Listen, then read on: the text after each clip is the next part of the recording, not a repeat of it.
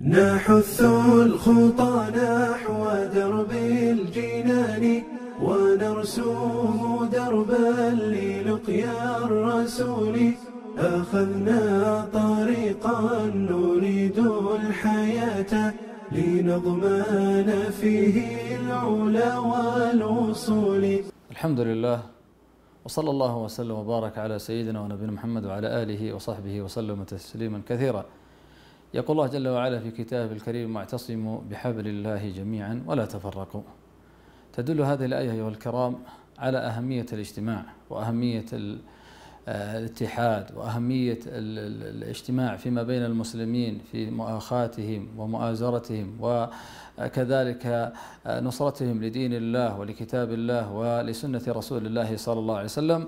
ولذلك قال الله جل وعلا: ولا تفرقوا، لأن أثر الفرقة على الناس وعلى معايشهم وفي سبب حياتهم لها أثر في حياتهم كلها. عندما تكون الفرقة سائدة بين المسلمين أو سائدة في أي مجتمع، فلا تسل عن عدم تواجد أو عدم وجود الأمن أو استتباب الأمن أو راحة المسلم أو أن يأخذ المسلم عيشته أو سعادته، لأنها فقدت مثل هذه الميزة أيها الكرام. والله جل وعلا قد قال: واعتصموا بحبل الله جميعا ولا تفرقوا، لأن هذا الدين يجمع ولا يفرق، وهذا الدين يؤلف، وهذا الدين كما قال الله عز وجل: وألف بين قلوبهم.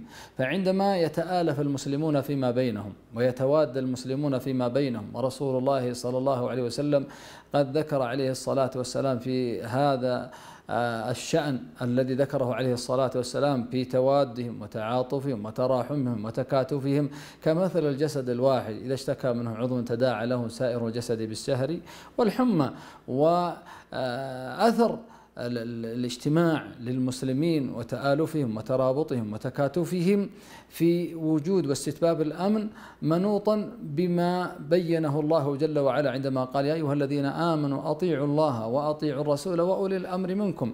فمتى ما كان المسلمون في حياتهم وفي اجتماعهم وفي اتحاد كلمتهم طائعون لله جل وعلا وطائعون لرسول الله صلى الله عليه وسلم وطائعون لولاة أمورهم فيما وجهوهم فيه وفيما ينبغي عليهم، لأن هذا دين ندين الله جل وعلا به، لأن الله سبحانه وتعالى قد قال: يا أيها الذين آمنوا أطيعوا الله وأطيعوا الرسول وأولي الأمر منكم. بل إن النبي صلى الله عليه وسلم يقول: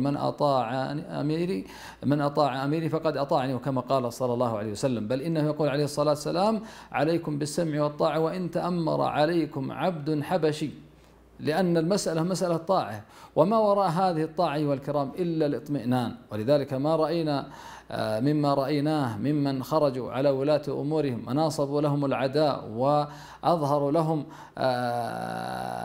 عدم الطاعة وخرجوا عن جادة الحق، ما رأينا أيها الكرام من عدم استقرار أمورهم، بل عاشوا عيشة فيها الخوف وفيها الذعر وفيها نهب الأموال وانتهاك الأعراض، وكذلك فيها عندما كانوا يظنون أنهم عندما يخرجون على ولاة أمورهم أنهم سيصلحون، بل بالعكس لم يصلحوا، بل أفسدوا ولم يصلحوا، وخربوا ولم يبنوا، وكذلك